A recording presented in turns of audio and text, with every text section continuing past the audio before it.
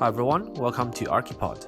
I'm Howard Chang, and today we are going to talk about ethics in architecture.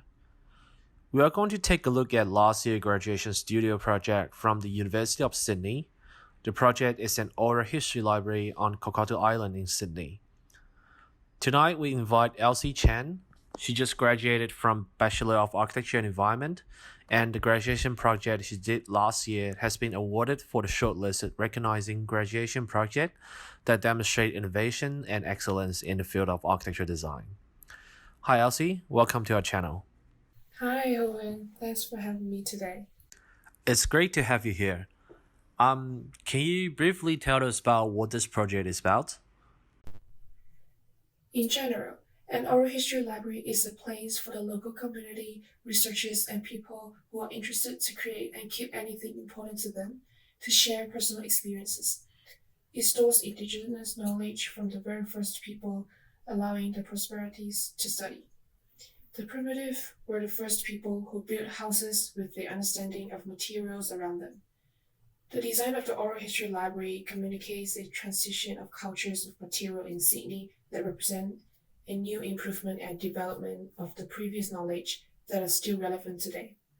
To represent the evolution of building material over past decades, to recall the message that modern technology and advanced fabrication of buildings are the results of their wisdom. The hierarchy of the oral library is a metaphor of history.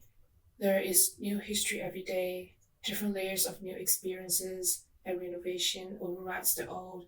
So, this oral history library is a box that records changes over time. The change does not mean displacement of old, but a displace of stages of knowledge from decades. Well, it's a really interesting project. Can you give us a little bit more information about the brief, especially the selection of the site? Because as I know, that has a quite unique setting, right? Can you share us about your thought on that? Yeah, it was a tricky site, designing a 1,300 square meter public building on the side of a 4.7-meter wide alleyway in between heritage landmarks, a sandstone cliff, and a turbine hall. It is not something that we often see. It was challenging and it scares me, but I guess it turned out well because Kokatsu Island has a rich culture and history. It has strong continued ties to the First Nations, having served as a meeting place for the Iroa people before colonization. It was used as a convict prison in the 80s, then it became a site of an industrial school and reformatory for girls. So, as you can tell, this is an interesting and challenging project to design in such a meaningful site with many site constraints. Well, I guess it's really interesting and rich context around the site. And we are keen to know how your design responds to the conditions and the historical value, I guess, for the site. Definitely. I guess the biggest debate is the properness of the site. I do agree that in terms of a large scale, it is appropriate to build an oral history library on Kokatu Island as it is a tourist attraction. But I guess the argument was whether the project was appropriate. Why not put it at other locations on the island? At the beginning of this project, when I was given the site, my mindset was to just fill the gap with a facility that connects the cliff and a turbine hall, which is now an exhibition space. Because this site was originally unoccupied, it is an empty alleyway with a metal bridge at the top, um, at the cliff edge. But after digging into the history of the site, I start to reflect on the brief of the project.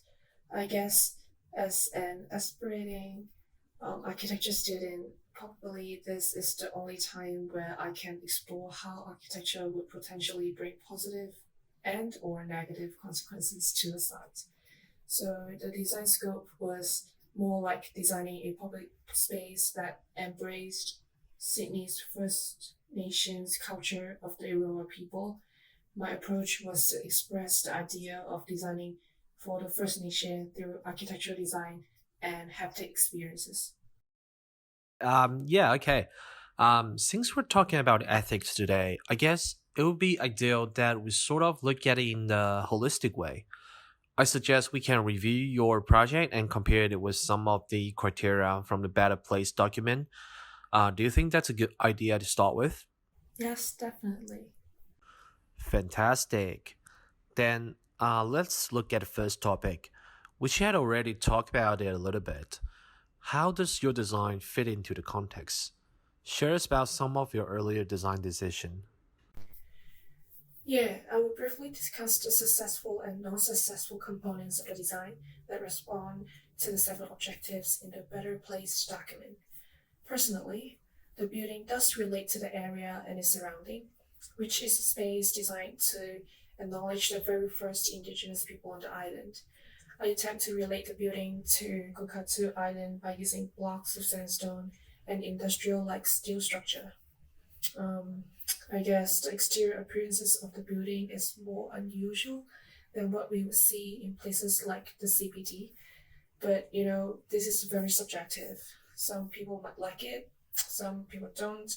I guess one of the challenges is how to attract people to the site and how to let them know that there's a new building on the island to develop stronger affiliation with places.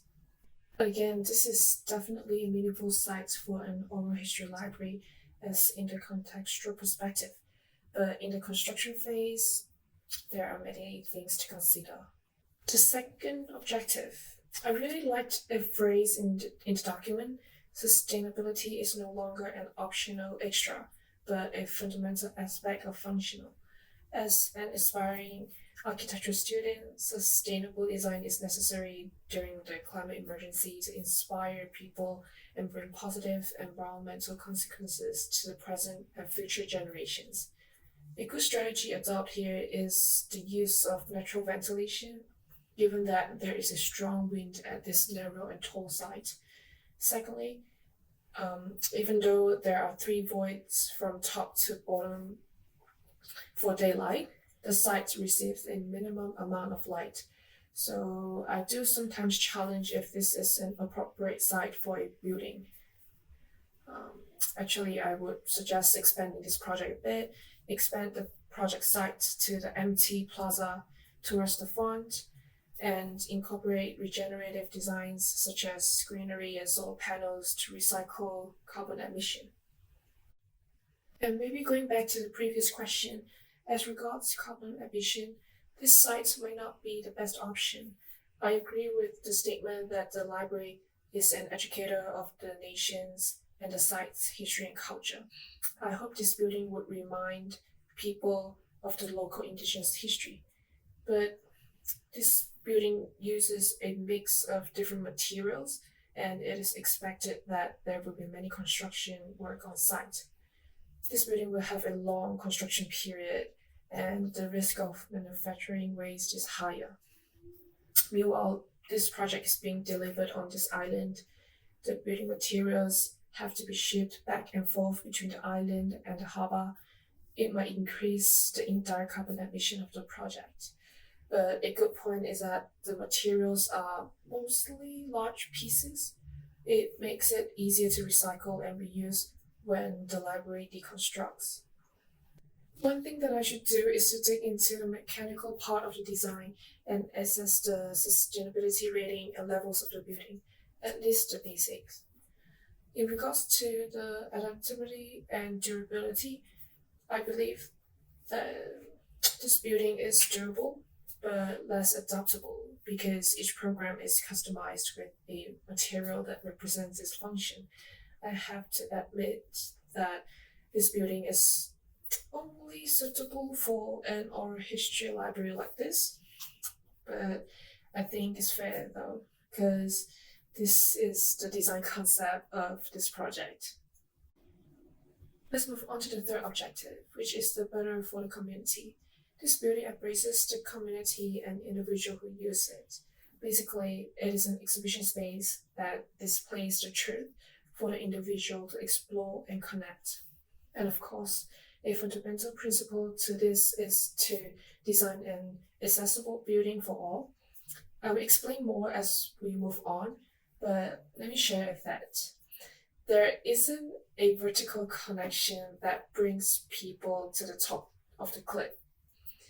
This oral history library is beneficial to the tourists um, because this is the only elevator installed on site that connects the arrival level to the top of the cliff. Arguably, it is a new connection to the site. The fourth point, better for people. In terms of the physical and emotional ease of people, I guess this is a subjective issue that needs to be refined. Each room is designed to really express the haptic experience of the material that defines the definition of the program. For example, structured glass is used for toilets and temporary exhibition. People might not find themselves comfortable staying in a room that looks fragile, but there were several successful glass toilets precedents. Coming back to the library design, having a transparent toilet in a public building like this, I need to justify my reasons. Moving on to the fifth objective, better working. As I touched on previously, this building is designed to be practical and purposeful. The area required and proposed furniture layout is designed to suit the program of each space. However, space within the building is less efficient, particularly in the hallway, because of the long staircase needed on this narrow site. Most programs have to be placed on two ends. The middle part of the building is quite empty, and many spaces were waste to place the staircases. I can't have staircases packed together because a key experience of this building is to be able to look at the hierarchy of material when walking up and down. Again, it's about balancing the design concept and the actual design. The next one, better value. I believe the construction of a new public facility will increase social and economic benefits to the community. It will attract more tourists to the island and connect strong ties between people and indigenous knowledge. However, as I mentioned, how great this building performs for people to come to the island is an unknown factor. I suggest some advertisement on internet, social media, and at the ferry station would be great. On the other hand, as the design is very well connected to the site, the building adds value to the existing characteristic to increase economic and social benefits, which is good. And we could hardly get such a large empty foreground, especially in the CBD. There are very few barriers. Occupants are right next to the envelope of the turbine hall and the cliff. The characteristic of the building is bonded with the context. The last objective is a better look and feel. To be honest, this is the hardest criteria to judge. I would argue that the building looks engaging and inviting. It is free of entry for all people, and I've added the suspended catwalk as an attraction to invite and engage with the occupants. The entrances are basically barrier free with a large front court as if the building has opened its arm for people to enter. And I believe the building itself will attract people because if I'm a visitor and I see such a narrow building with a mix of different materials on the facade, I would definitely be interested. But it all comes down to the occupant, whether the building is aesthetically pleasing or appealing is based on their preferences. All I could do is to add creativity to the design to navigate the people around the building and let them feel included. Wow, it's really good to know about those aspects. I guess that leads to my next question, which I believe you have already touched a little bit about. My question is, what do you think your project contribute the site the most, and what type of values do you think that you add to the community? Um, this is a big topic. The material proposed in the library represents a different time era and its cultural identity. The list of material starts from Sydney sandstone to wood, clay, steel, aluminum, structured glass to canvas.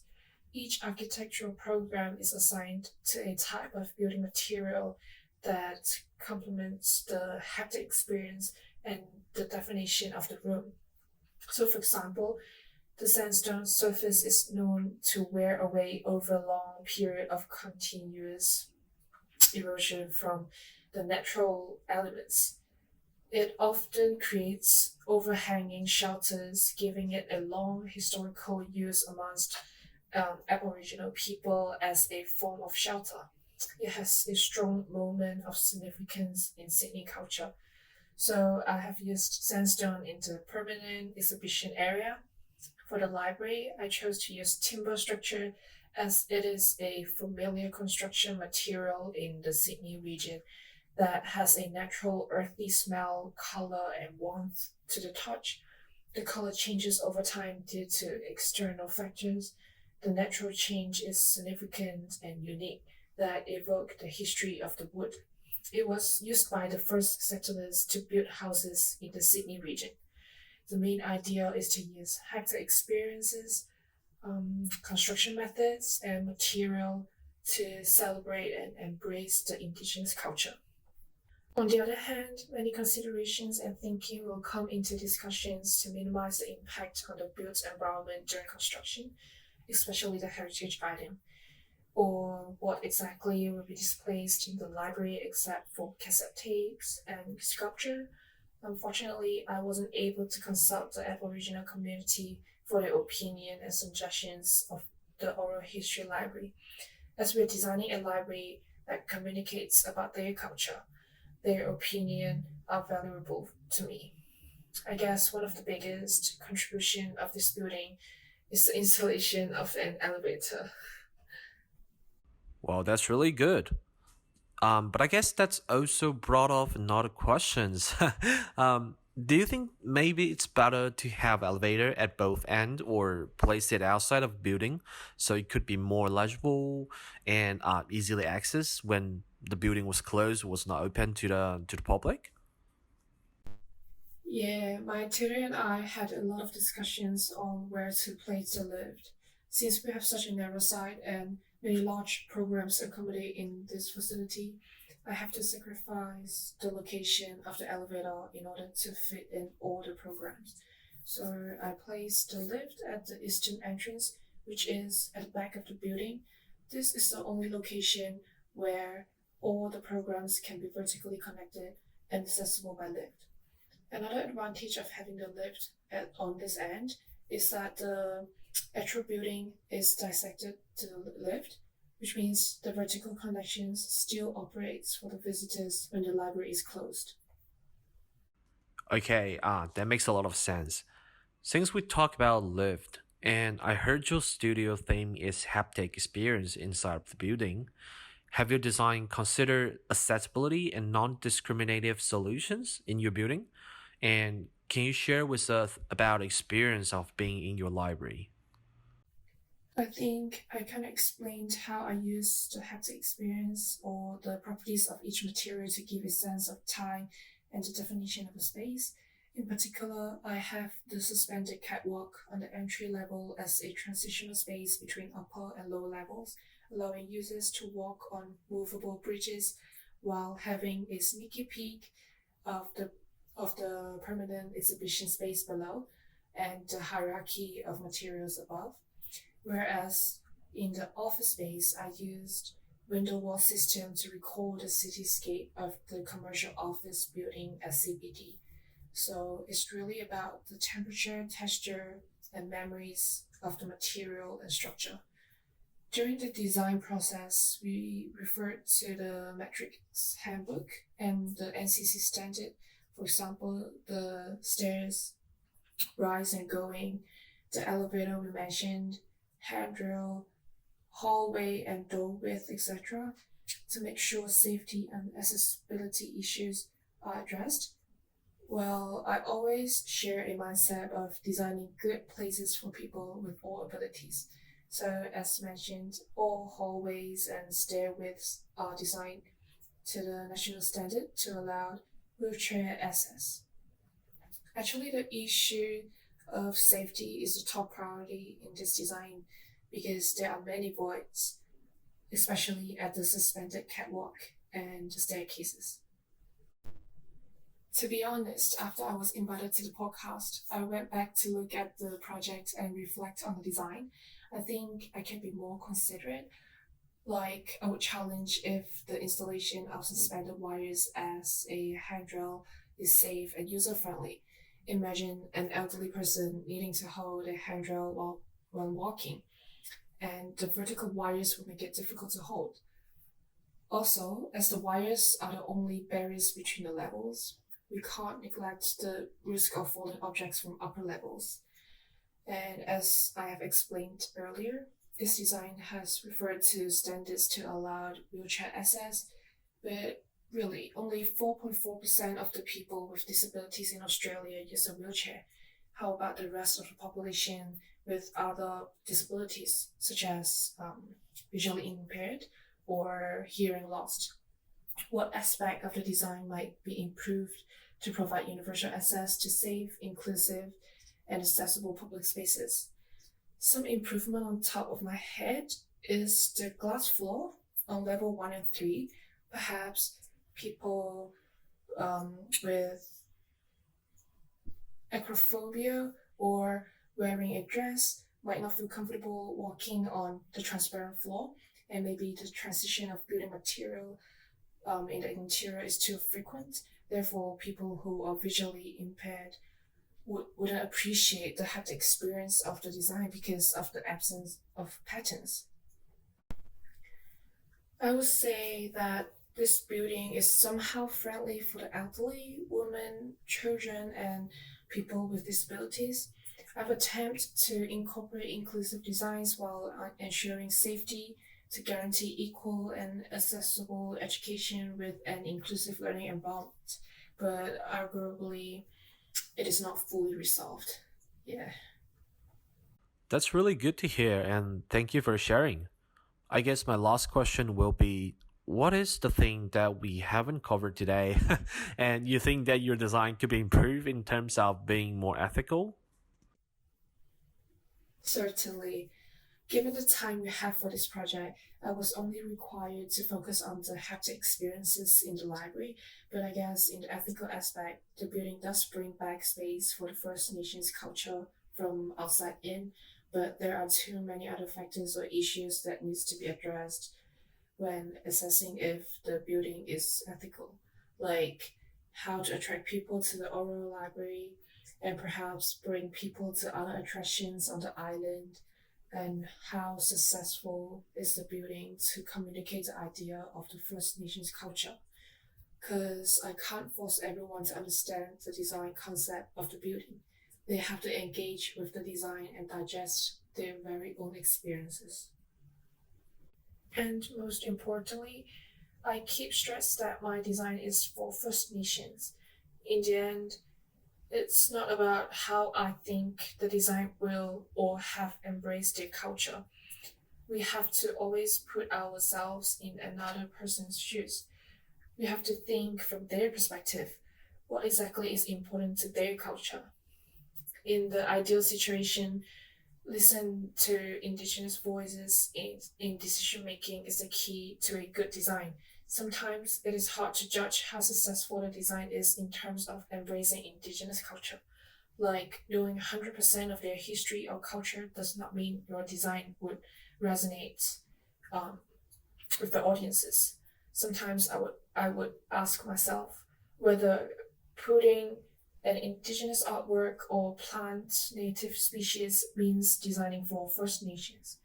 It's not a matter of how we think we have respect the first culture. It's really about how indigenous appreciate your design.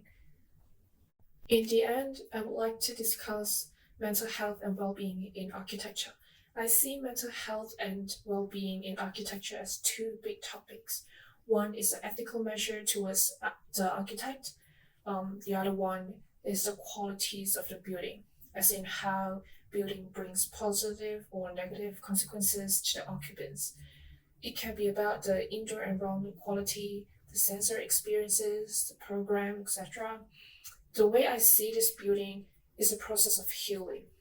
As you walk into the building, basically you become part of the culture.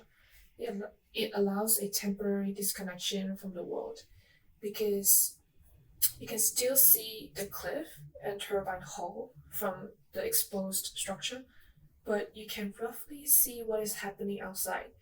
You start to learn from the indigenous as you move around the building. It's a moment of relief. Another example is the acoustic treatment at the library. To design a space that consider all unwanted noise in the library, provide a comfortable place for reading, listening to cassettes. I think the long-term impact of this topic is huge. Well, it's our responsibility to design for comfort, particularly now where everyone spends most of their time indoor. Well, I suppose this is something we all need to consider when we're designing. It's really resonate me with your one of your reflections earlier on how we should think of and approach an ethical design. As you said, the key is always to put ourselves in another person's shoes. The design of architecture is ultimately not about ourselves, I guess, but the one we design for, the public, the society, and even the planet we live on. Which I think, like what architect Moshe Safdie once said, that I firmly believe in this. He said, there's a profound ethic to architecture which is different from the other arts. And I guess after this interview, I think we can add a sentence to complete it. That ethic in architecture practice is not something will happen naturally, and it also not something we pay enough attention to. That is, it is the thing we need to always bear in mind and work hard to achieve. Well, thank you for giving us such an insight to your project, Elsie, and also thank you for being here tonight with Archipod. It's my honor to be here with my grad project, and thank you for the opportunity for me to reflect on my own work.